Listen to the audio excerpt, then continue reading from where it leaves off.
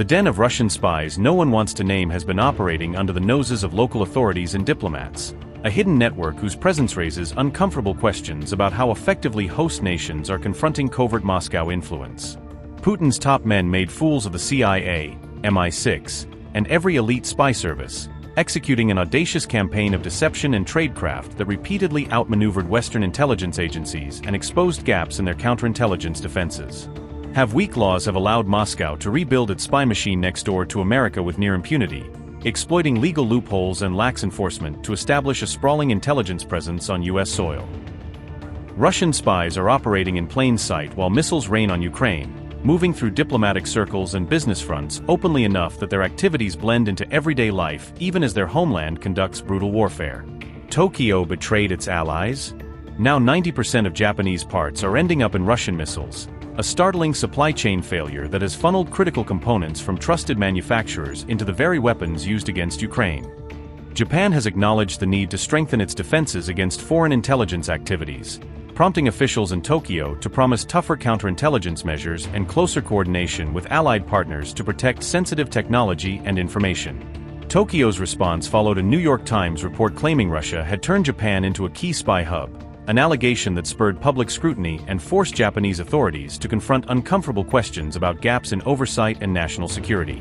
Russia has used Japan as a base for tech and spying in its war against Ukraine, according to the New York Times, exploiting commercial ties and legal cover to acquire dual-use components and funnel intelligence back to Moscow's war effort. Japan is described as the world's largest exporter of the kind of dual-use technology Russia wants, a status that makes it an attractive target for procurement networks seeking components that can be adapted for military and missile programs.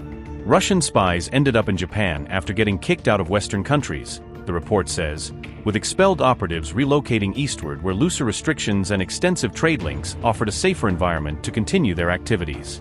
The report described the 20th Directorate as a little-known Russian military intelligence unit, a shadowy agency within Moscow's intelligence apparatus allegedly focused on technical collection and clandestine procurement for the Kremlin's armed forces.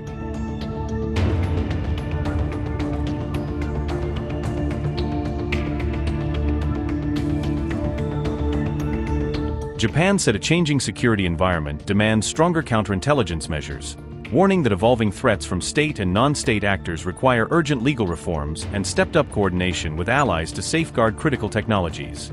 Chief Cabinet Secretary Minoru Kihara said Japan must address the issue with greater rigor, urging ministries and intelligence agencies to close loopholes, improve information sharing, and apply stricter oversight to foreign nationals and companies operating in Japan.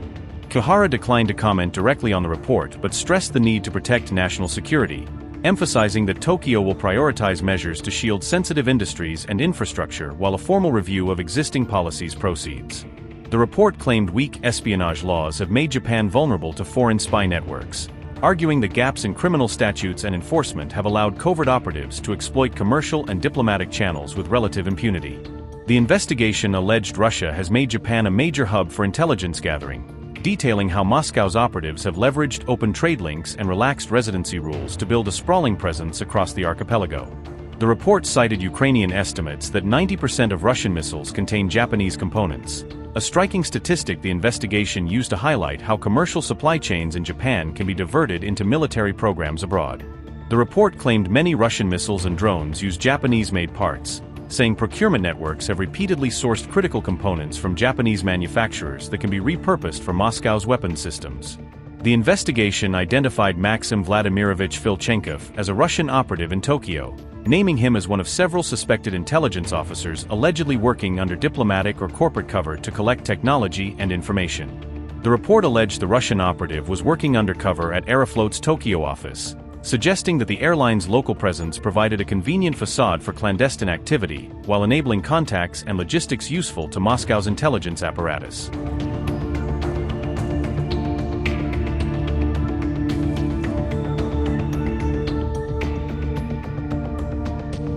The Ukrainian official said parts of Japanese-made components were found inside Russian missiles, a disclosure that has raised alarms about how commercial electronics and dual-use items can be diverted into weapon systems and the vulnerability of global supply chains to exploitation. Denise Brashuk presented papers to Kyodo News alleging that Japanese parts were identified in Kh-101 missiles and other Russian systems. a public step intended to prompt scrutiny of procurement trails and to pressure partners to tighten export controls and tracing mechanisms.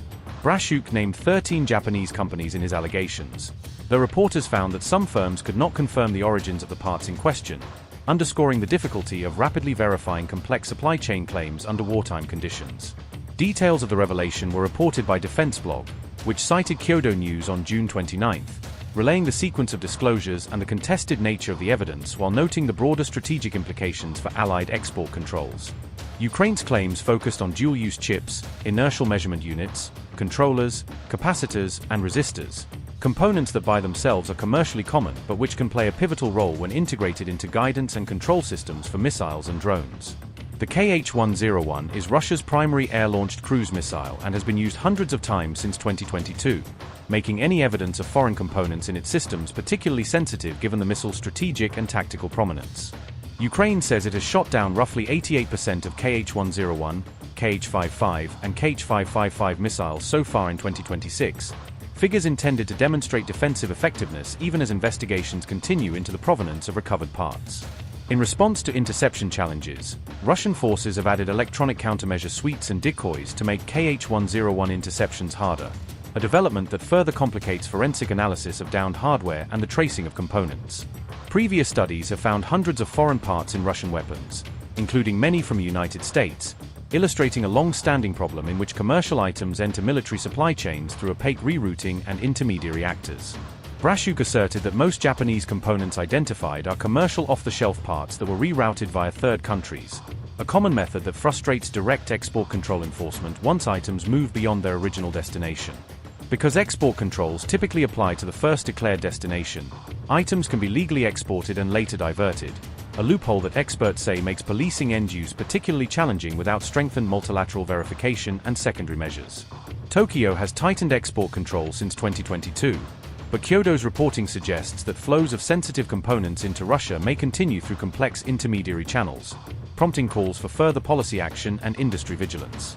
Addressing diversion routes may require enhanced verification protocols, the imposition of secondary sanctions on facilitators, and improved trade oversight to trace components more effectively and deter illicit rerouting. The Japanese firms named in the reporting have not accepted responsibility for parts being diverted into Russian systems, and some have emphasized adherence to export rules while promising cooperation with any official inquiries. The allegation places political pressure on Japan, a major G7 backer of Ukraine, to demonstrate it is doing everything possible to prevent its industrial base from inadvertently supporting Moscow's war effort. The outcome of investigations could strain Japan's industry, disrupt global supply chains for critical electronics, and push Tokyo toward more intrusive export controls or coordinated international measures to close avenues of diversion.